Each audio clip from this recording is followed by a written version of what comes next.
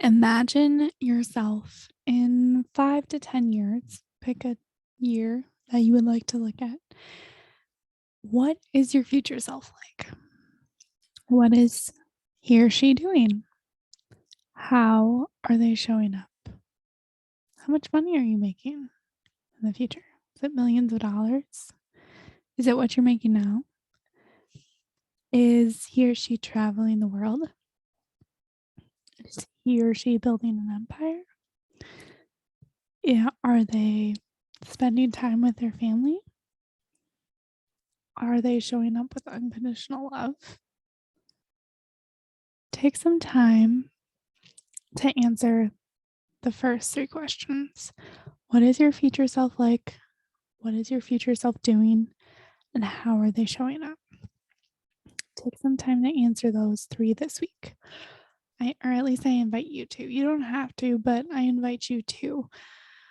Um, and I wanted to start with these questions because a lot of us focus on the past to determine the future. And that's what I want to talk about today is living into our future selves. It's like I love future self work. It is one of the most, I think, game-changing things, and I'll tell you why. But we look to our past normally to determine our future. We look at what we made last year to determine what we can make this year, plus like a 5% increase, depending on your industry. We look at what we did in the past in a situation to determine how we should take action in like the future. And this can serve us sometimes. Sometimes we can be like, we know we were able to get through that hard thing then, so we're able to get through this hard thing now. Or maybe you've been into like a car accident before, so you know, like you get into a car accident and you know, like, okay, I know how to do this. Or maybe it's something as simple as I know how to do the laundry, so I can keep doing it. Like, but most of us, for most of us, this and most of the time, it causes us to look at our past for our answers to the future. And it's so limiting when we do this. It's holding us back from a life that could be bigger and better and a life that you may love more than the life you love right now. Obviously, you can love your life just as much as you will in the future. Um, if you've been doing the work that I've kind of been talking about in the podcast for the last 40 some episodes or however much we're at right now, but um we when we look at our past to determine our future, we rinse and repeat. We're like, okay, we're just going to keep the same job. We're going to keep doing the same things because it's what we've always done and that's what we're comfortable with. And that's what the brain wants you to do. It wants to hold you back from going out there and putting yourself in harm's way and going out there and doing big things because it's a pleasure triad, or it's like the triad. It seeks pleasure, it avoids pain, and it wants to conserve energy. So, of course, it doesn't want to go out there and it just wants to do what it's always done in the past because that's easiest. Um, and it's like I said, it's rinse and repeat. It's like I found myself doing this when I was not even 20, I think I was like 25 or 26. And I remember myself searching for something new. And I found self improvement, and I've never been the same, which is fantastic. And I've decided to make changes in my life. But so many people go through life just rinsing and repeating and not even asking themselves why they're doing it. And that's what's so fantastic about this life coaching work and it's figuring out, why am I doing the things that I'm doing? Is it because my parents told me I had to? Is it because it's what I've always done? Some people go through their whole lives hating their jobs. It's like you spend way too much time at your job to hate it and to not like it. So they get up, they get ready, they go to work, they come home, they make dinner, they watch TV, then they go to sleep and they do it all the next day over and over and over again, 365 days a year. Or, well, maybe not 365 days a year, but minus the weekends, but you know what I'm saying. So it's all because we did it yesterday and our brain is comfortable with that. But you get to change anything you want in your life.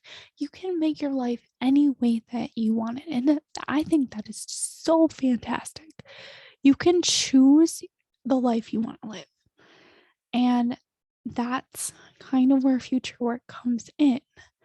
So I want to show it or say an example from my life is for me, this is creating $2.5 million in my business by 2027. So that's in 1 year. I want to create $2.5 million. And I never, ever, ever would have thought that I could do this based on my past. I mean, before I started working from home and kind of doing this business thing, I was making like $70,000 to $80,000. There's no way like I ever would have thought without Brooke Castillo's help and Jody Moore's help with their podcast and their coaching that I would have thought that I could make $2.5 million. I believe now that I can. And the thing with future work is I go to her, go to my person, go to myself in the future that has made $2.5 million. And I ask her questions all the time. I'm like, how do you show up? How do you handle this? How are you handling this challenge with your child? How are you handling this challenge in your business? What am I doing? How am I like, I ask myself questions all the time. And I even have like a block on my calendar. It's like including in my meditation block, but I do it for 10 minutes. I also normally do it when I'm exercising just because exercising is kind of like a brainless activity for me. And so I can normally, I mean, unless I'm counting reps, but normally what I've been doing lately has been all timed. So I've been able to just go into my future self and ask. And when I do that, when you do this, because I know you can do this, you live into being that person. You live into being the person that's making $2.5 million or however much, at least I live into myself making to maybe don't want to, maybe that's not relevant to you. Maybe it's, I want to help 1,000 people. Maybe it's something totally different, but you can figure that out by, looking at your goals. But, if like I will live into my future self, or I have been trying to do it more and more often, because when we do that, it allows us to make decisions from a place of that person. And then we're making a decision based on what $1 million person. And then we're taking those actions and we're being able to create that in our lives. And that's so amazing. I think that it can just change the way we instead of focusing on the past, we can focus on our future. And it doesn't have to be based on money, like I said. It could also, or business at all. It could be focused on, I'm going to love myself unconditionally, or I'm going to, love others unconditionally, or, any of that, how I show up, or I'm going to be patient, I'm going to be kind, anything like that. And when we do this, we're not basing it on the past. We're just living into our future and we create the future we want. We don't keep repeating the past. Like, that's why I think so many people are in like the same jobs for 40 years and there's making, only a 5% raise every year, is because that's where you're comfortable. It's where it's what you've done in the past. So it's what we want to do in the future. But don't look to the past for your answers. I really think the most important answer to life is looking to the future and creating that future. And it doesn't have to be big. It doesn't have to be crazy. It could just be, I want to be able to stay home with my child. Like, that was what I wanted. And I mean, I guess I got it, but but I took the actions to be able, by living into that person, I was able to take the actions to, and that was hard. Like I work with my family, so I work with my mom. I still work there. It's part-time, and I work from home. But I had to talk with my mom about like stepping back from the business. And that was extremely hard. So I had to live into my future self of I'm going to be a mom at home with my daughter. And that was what was most important in that. I'm not going to keep recreating the past where I'm working in the office and sending my daughter to daycare. I am creating the future that I want.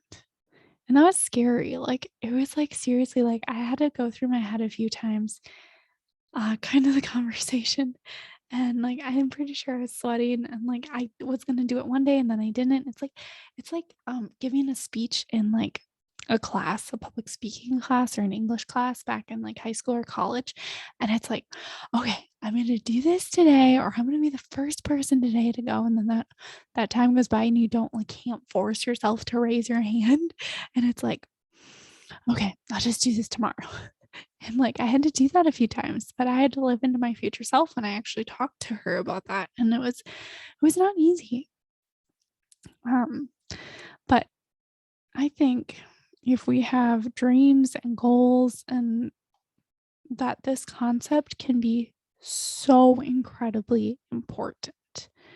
And the more you do it, the more you work on your future self, the more you allow yourself to live into that person, the easier it gets to slip into your future self. Like if you practice it consistently, you'll just be like, you would ask yourself the question, what would my future self do in this? Like you get so used to asking that question that it just like comes up automatically. And when you're bored, you're like, I wonder what my future self would be doing right now. Would she be being bored? Probably. Yeah. So how can we do this? We can ask ourselves the questions I asked you at the beginning. You can write those down. You could do a journal about them.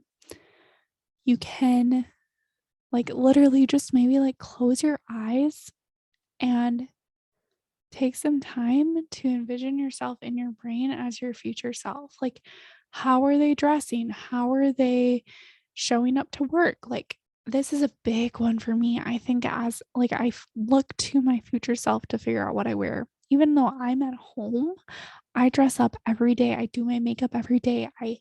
Because it makes me feel, and sometimes I'll even wear shoes every day. But um it makes me feel so much better and more confident, and I make so many better decisions from that place. Like I used to work at home on maternity leave, and I dressed in sweatpants and I felt like crap all the time. And so it's a world of difference now that I am living confidently and living from my future self. And if it, like I said, if it helps, you can close your eyes. If not, sometimes I talk out loud to myself. When you're going through something hard, the more you practice, the easier it'll be to be like, okay, stop myself. I'm not going to react like this. Well, how will my future self handle this? And it comes with an awareness, it comes with practice, just like everything in this world. I feel like that I teach that it really does. It comes with the more you practice and the more you gain awareness around what is actually going on in your brain, the easier it gets to work on this. And sometimes we get caught up in the moment. We're human. I still get caught up in the moment, and sometimes I snap at my daughter when I'm in a rush or in a hurry or anything like that. And that's something that my future self doesn't do. But sometimes we get caught up in the moment, and that's okay. Give yourself the grace and the compassion when you're using this future self work and when you're in anything in self improvement. But yeah, here's to living in your future self this week. I'll give you a cheers if you're on the video with the sparkling water because I'm not drinking anymore. It feels fantastic. That's something that my future self is not doing. I'm not drinking alcohol, but you get to decide whatever your future self. If she wants to drink or he or she wants to drink alcohol, then you go let her and have fun doing that. But my future self, I decided does not, because we get to make her future. We get to figure out what happens in the future. And personally, I want to create a future where I am making millions of dollars and I have all the things in the world and I am loving unconditionally and all the things. And so it's way better than worrying about the future and worrying that everything is going to go to crap after this recession and all the things. Like, I think envisioning a future that I'm going to love is way, way better than worrying about it. So here's to living into your future self this week. I will see you next week and talk to you next week. Have an amazing rest of your day. Bye.